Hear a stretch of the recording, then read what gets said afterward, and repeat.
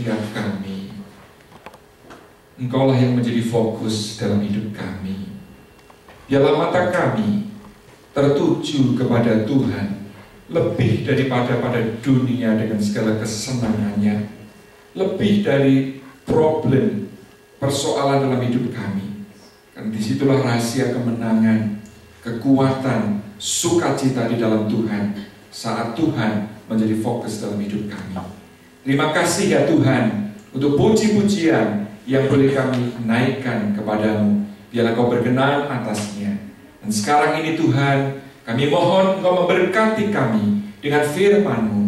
Mohon urapan Tuhan, baik atas hamba-Mu, jemaat-Mu sekalian di ruangan ini, di ruang bahasa Inggris maupun di kelas-kelas sekolah minggu, dan juga di gereja-gereja Tuhan di mana-mana. Biarlah Tuhan jemaat-Mu boleh dipuaskan dengan firman-Mu, dan kami boleh terus diperbarui, kami boleh terus bertumbuh, berbuah, dan memuliakan nama-Mu. Terima kasih ya Tuhan. Di dalam nama Tuhan kami Yesus Kristus kami berdoa. Amin.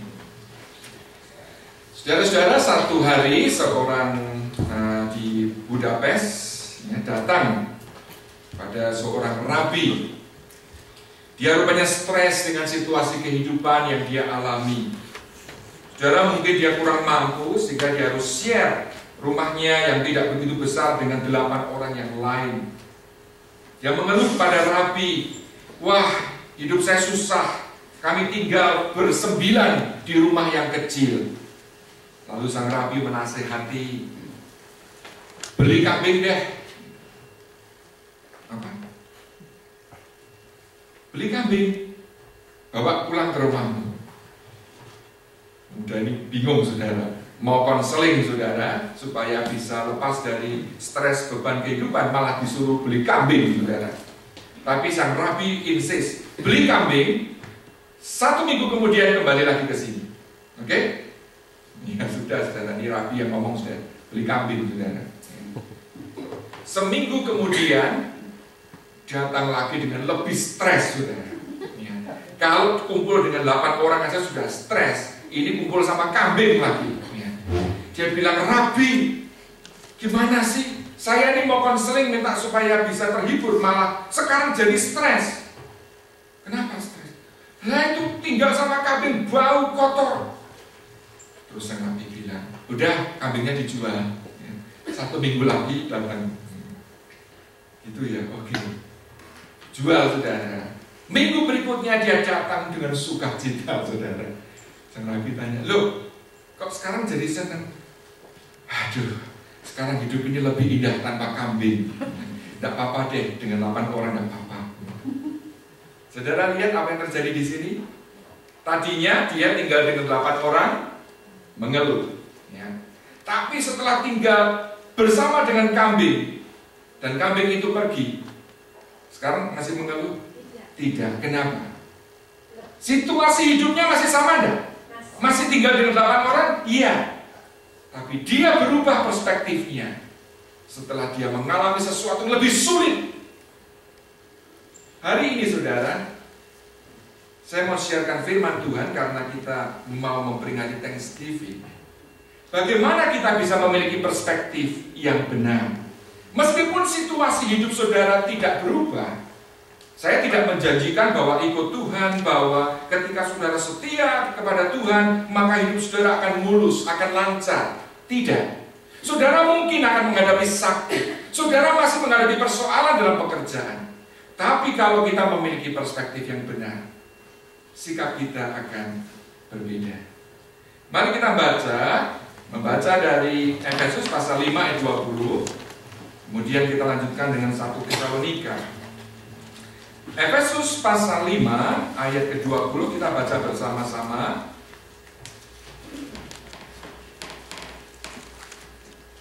Efesus 5 ayat 20. Sudah ketemu? 2, 3. Ucaplah syukur senantiasa atas segala sesuatu dalam nama Tuhan kita Yesus Kristus kepada Allah dan Bapa kita. Saudara, Firman Tuhan ini jelas, tidak butuh saudara harus ke seminari untuk tahu apa artinya. Betul? Apa kehendak Tuhan di sini atas kita? Mengucap syukur. Kapan itu? Waktu dapat bonus dari tempat di mana saudara bekerja, atau dapat ganto gede, atau juga waktu sedang sakit, waktu di dalam kesulitan. Dalam segala sesuatu. Iya, jelas sekali. Senantiasa. Berarti saudara, bukan waktu kita sehat saja, bukan waktu pekerjaan kita lancar saja, bukan ketika keluarga kita tidak ada masalah saja. Senantiasa berarti dalam segala waktu, ya. Dan lebih lanjut 1 Tesalonika 5 ayat 18. 1 Tesalonika 5 ayat 18. Kita baca bersama-sama lagi. Kalau tadi dikatakan bersyukurlah senantiasa, sekarang ini ayat 18 1 Tesalonika 5 2 3, mengucap syukurlah dalam segala hal, sebab itulah yang dikehendaki Allah di dalam Kristus Yesus bagi kamu. Saudara, kalau mau tahu apa itu kehendak Allah, tidak perlu bingung-bingung. Wah, tahu kehendak Allah kok sulit ya. Paling tidak satu hal ini saudara, kalau saudara mau lakukan, itu kehendak Allah, yaitu apa? Mengucap syukur dalam segala keadaan atau segala hal. Gampang tidak bersyukur ketika saudara gagal? Sulit. Mudah tidak saudara bersyukur ketika saudara sakit? Sulit. Tapi Tuhan mau kita menang. Kenapa? Karena pada waktu persoalan, pada waktu beban kehidupan itu begitu melemahkan kita, sehingga kita tidak lagi bisa bersyukur. Disitulah kita kalah. Nasihat firman Tuhan ini bukan sesuatu yang doesn't make sense. Loh, orang sakit kok bersyukur, orang di dalam keadaan gagal kok bersyukur, gitu kan? Logikanya kan, ya nek bersyukur itu waktu senang dong, waktu berhasil, waktu sukses. Tapi disinilah saudara nanti akan belajar, dan ini sudah dibuktikan di psikologi, pentingnya bersyukur.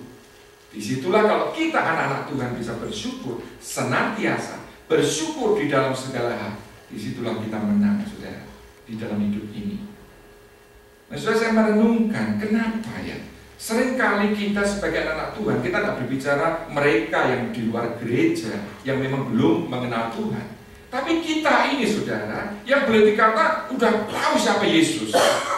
Kita sudah ditebus, kita menjadi anaknya. Tapi kenapa ya?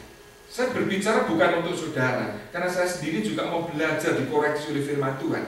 Kenapa kita seringkali sulit itu untuk melakukan apa yang firman Tuhan ajarkan ini? Ada 4 hal, saudara, yang saya mau sharekan kepada saudara. Yang pertama itu apa? Yang membuat kita sulit bersyukur. Our pride, kesombongan kita. Saudara pernah mendengar orang bilang, ini hasil kerja kerasku, ini hasil perjuanganku. Wah, aku ini sampai memeras otak untuk memecahkan masalah ini dan ternyata berhasil. Aku tidak dibantu loh sama orang lain. Nah, saudara, kalau orang sudah punya pemikiran seperti itu, dia tidak merasa perlu untuk bersyukur. Karena apa? Orang itu merasa ini hasil dari kerjanya, usahanya, perjuangannya. Ada seorang pengusaha, saudara, ketika ditanya, kamu kalau makan berdoa nggak? Jawabnya gimana? Berdoa untuk apa? Ya untuk bersyukur sama Tuhan. Bersyukur sama Tuhan. Loh, aku ini kerja dewek kok. Masa Tuhan menurunkan uang dari surga? Ini kan hasil perjuanganku sendiri, kerjaku sendiri, kerja kerasku sendiri. Ngapain untuk bersyukur? Ya memang, saudara, Tuhan itu tidak memberkati kita seperti mencurahkan hujan, ya. Kita hanya tinggal menerima. Tapi saudara, coba kita pikir, Kalau kita bisa bekerja, berarti apa? Pertama, kita itu sehat. Saya senang tato ini responsif ya. Sebab kalau kayak khotbah jemaat lesu, itu bingung. Ini ngurungokno atau turu, saudara ya, tidur atau mendengarkan ya. Tapi kalau responsif berarti mendengarkan itu ya. Jadi paling tidak kita sehat, saudara. Sebab kalau kita sakit, seperti Peter Saputo ya, jatuh saudara dari tangga. Untuk beberapa hari dia tidak bisa kerja. Ya bersyukur masih ada laptop, bisa lewat komputer. Tapi paling tidak bisa pergi kerja kan. Yang kedua, kalau kita bisa kerja berarti apa? Punya pekerjaan, betul? Kalau tidak ada kerjaan kan tidak bisa bekerja. Yang ketiga, apalagi kalau kita bisa menghasilkan sesuatu, berarti Tuhan itu memberi kita kepandaian, kemampuan. Coba kalau kita lahir cacat, Down syndrome yang parah, tidak bisa berpikir kan. Nah, jadi saudara mengerti, memang saudara ya, orang-orang yang katakan berjuang, berusaha, itu mereka harus kerjakan itu. Tapi jangan lupa bahwa pada akhirnya kalau seseorang itu bisa berhasil, apalagi kita sebagai orang Kristen, kita tahu itu kan pertolongan Tuhan yang memberi kita kekuatan, yang memberi kita kemampuan. Amin. Jadi kita jangan lupa untuk mensyukuri satu hasil yang kita peroleh. Yang kedua, saudara, kenapa orang seringkali sulit untuk bersyukur? Karena orang itu memiliki critical spirit atau suka mengeluh ya. Ada saja yang dikeluhkan. Saudara, ada seorang hamba Tuhan yang sedih gitu, melihat jemaatnya ini kok ngeluh terus ya. Ada saja begitu ya. Kalau tidak mengeluh tentang suaminya, ngeluh tentang anaknya. Kalau tidak ngeluh tentang anaknya, ngeluh tentang tetangganya, ngeluh tentang anjingnya, ngeluh tentang kesehatannya, ngeluh tentang pekerjaannya. Ada saja saudara yang dikeluhkan. Sampai satu hari waktu habis panen, saudara, pendeta lihat, wih, kebun dari ibu itu paling sukses, saudara, panennya. Nah, hamba Tuhan ini pikir, wah pasti ini ibu ini senang kali ini, tidak ada yang dikeluhkan lagi. Karena dibanding dengan farm yang lain, saudara, itu hasil potetonya itu paling bagus, saudara, kualitasnya. Lalu pendetanya datang mengunjungi sang ibu, saudara. Wah Bu, selamat ya. Wah, hasil kebunmu tuh bagus tuh, semua buahnya bagus. Saya pikir kan, oh ya Pak Pendeta, puji Tuhan. Tidak, saudara. Iya, ya bagus, tapi itu saya perlu loh Pak potato yang kurang bagus untuk makan babi saya. Ada saja gitu, saudara ya. Yang dia itu di tengah-tengah berkat Tuhan itu bisa itu kecil-kecil itu yang membuat dia mengeluh, saudara. Sekarang saya mau tanya pada saudara. Saudara kalau pilih teman, ya, senang teman yang positif, ya, yang kalau saudara ketemu dia tadinya saudara lesu, saudara lagi discourage, kalau ketemu dia itu bisa rasanya didorong, dikuatkan karena sikapnya positif. Atau saudara suka berteman dengan yang suka komplain.